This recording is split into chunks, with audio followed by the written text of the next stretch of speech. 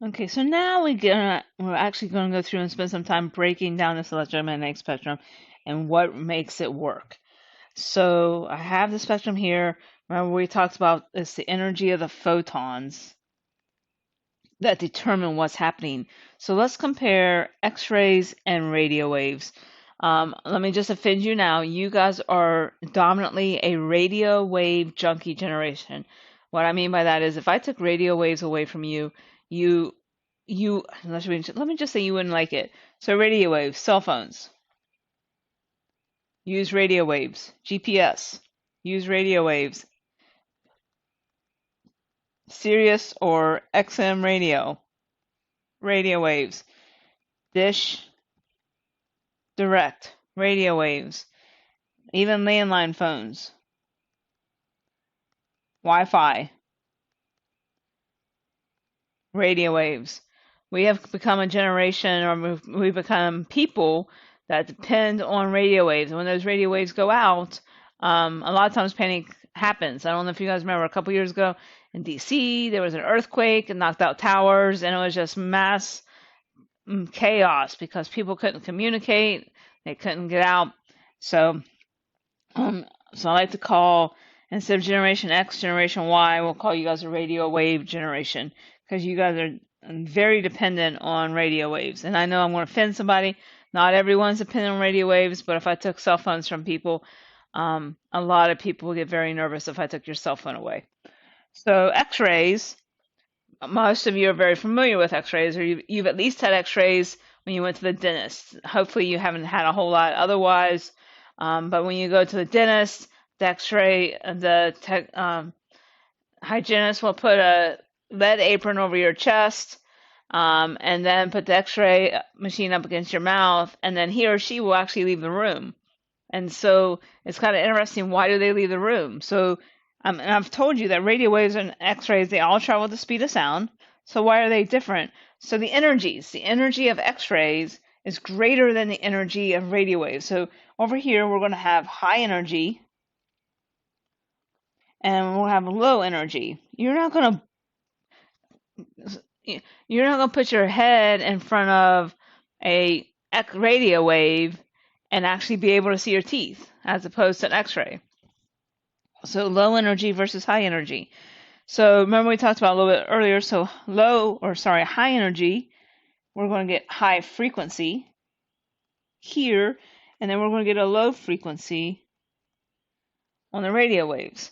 Now, if you're high frequency, that means you have short wavelengths and you have long wavelengths. So when I've been saying that out, you really need to know the electromagnetic spectrum and be able to break it down. Don't memorize it. I am not going to ask you to regurgitate the 7 components, but I could ask you to compare and give you 4 and ask you which is the most energetic of the 4, or which has the shortest wavelength of the 4. So you really need to know the electromagnetic spectrum.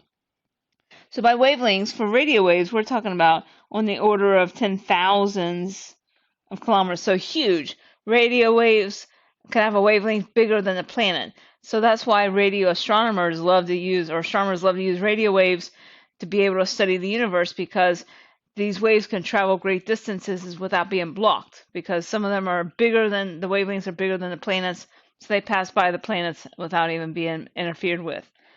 Whereas gamma rays are on the order of 10 to the minus 14 meters. Super, super, super, super, super small.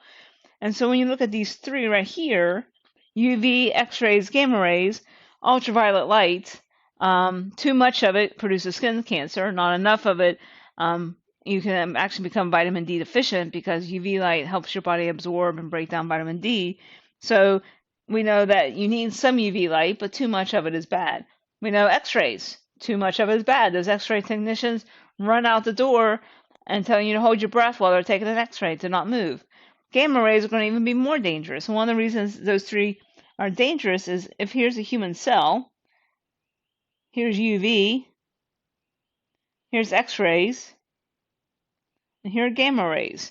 So what happens is the wavelength is smaller than a human cell, so they can get in and mutate the cell and cause cancer. Cancer is a mutated cell, so these radiations can get into the cell and destroy the cell. That's why some radiations if you're trying to use radiation to kill cancer, you want that radiation to have a wavelength smaller than the cancer cells so it can get in and destroy the cell. So, whereas radio waves, microwaves, infrared, and visible light are all huge comparably, so they don't get in and destroy the cells. So microwaves you're familiar with by using a microwave. There are natural microwaves in space. Again, a lot of people put those under the radio waves. Infrared radiation. I'll try to remember if I can post a video where infrared radiation is really cool. Like firefighters use it to find hot spots. People are like searching for kids. They'll use a helicopter and they'll use infrared cameras at night because you have a cold ground versus a hot kid. So your body emits infrared radiation. Visible light's what we see with the eye. We'll talk about that in more detail here in a second. UV, X-ray, and then gamma rays. The sun actually emits all 7 of these. So I'm bringing in a little bit of astronomy as we're going through here. So the sun, again, emits all 7. So you can kind of, what's cool is we use telescopes, radio telescopes, microwave, infrared, sensors, visible light. Obviously, we're looking at the sun with visible, UV, X-rays, an X-ray telescope, and gamma ray telescope to study the sun. Because we want to look at the sun at all of these different wavelengths that are possible. But I want to look next specifically what is going on with that visible spectrum. So I want to blow this up a little bit. And I want to ask you which is going to be correct.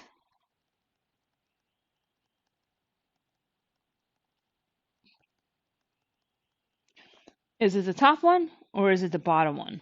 So think about it for a second. And then I'm going to give you a hint.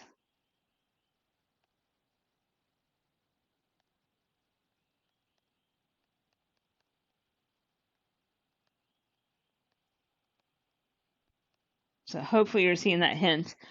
The red should match up with the infrared, and the violet should match up with the ultraviolet. So, oops. Okay, so this is not correct.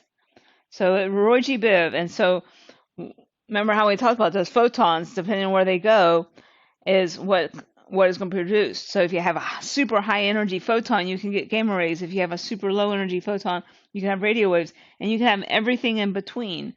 And so that is how these colors are being produced: red, orange, yellow, green, blue, indigo, and violet. So if we're looking at this, we know that violet is going to be a greater energy than red.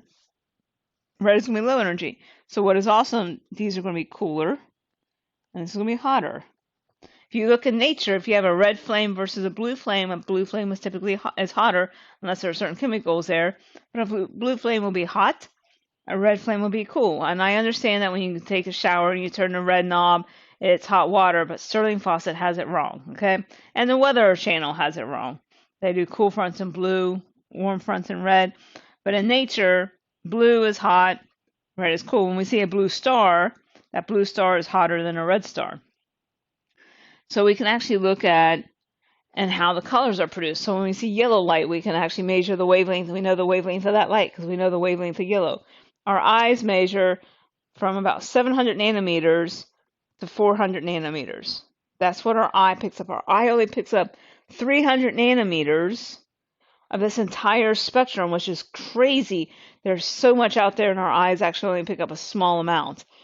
But thankfully, because can you imagine those of you that get distracted easily? Can you imagine seeing a radio wave pass by, or you see an X-ray passing by? But our eye only has the ability to pick up 400 nanometers to 700 nanometers, and some of us is even worse. And then some of us that are colorblind can't see other things like reds and violets. So it's kind of a neat phenomenon there. So here's your electromagnetic spectrum. Now, what we also want to do is, now we really haven't talked about amplitudes up to this point. So this amplitude, so the height of the wave. So we're looking at like different amplitudes. So the amplitude, and if we're talking about sound, which we'll get to, is volume, but the amplitude is representing the intensity. So how intense? You can have red light, but you can have really intense red light, or you can have really weak red light. Well, the intensity, I, is equal to the power of the source over the area. So you're talking about surface area. So you're looking at a sphere, surface area of a sphere.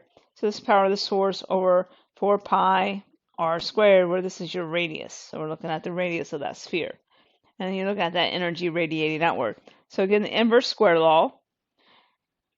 So as you work your way outward, it's going to get weaker as a ratio of 1 over r squared. So it's going to quickly diminish in intensity, which is great when you're doing medicines and stuff like that, and you want the intensity to die off quickly. You're trying to focus on a specific area.